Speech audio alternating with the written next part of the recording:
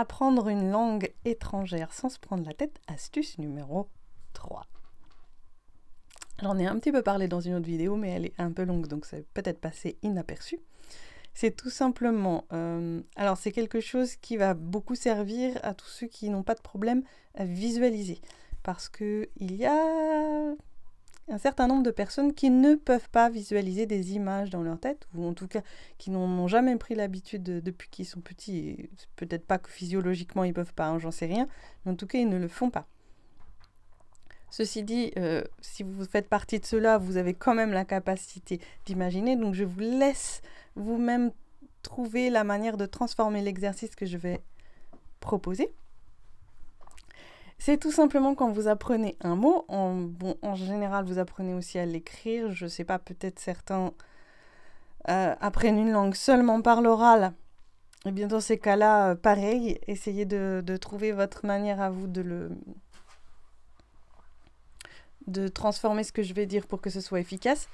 C'est-à-dire que j'imagine les mots écrits dans ma tête. Alors ça se fait un petit peu tout seul, tant que c'est simple. Mais vous remarquerez qu'un mot qui est un peu compliqué, que je connais, mais que c'est pas complètement clair, en fait, si je veux l'écrire, je vais avoir peut-être des doutes sur une lettre ou quoi. Dès qu'il y a un mot, même n'importe quel mot nouveau, on peut le faire. Hein. En fait, plus on le fait, plus ça devient facile de le faire.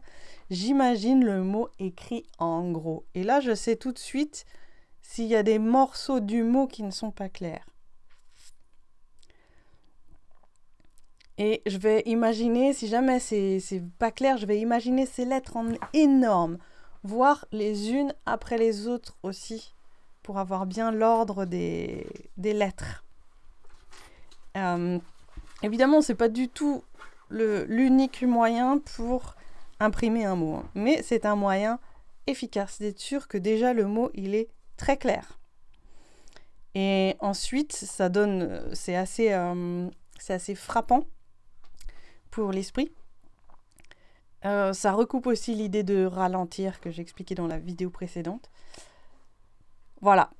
Pour moi, c'est quelque chose d'extrêmement efficace, donc je vous conseille vivement de l'essayer au moins la prochaine fois que vous avez un mot difficile, et puis peut-être pour beaucoup de mots, d'imaginer le mot écrit dans sa tête. Avec des lettres même énormes. Voilà. Ou alors peut-être toutes petites, ce qui oblige l'esprit est très attentif et à voir, puisque c'est à partir du moment où il va... L'important, c'est qu'il reconstruise ce qu'il a vu. Voilà.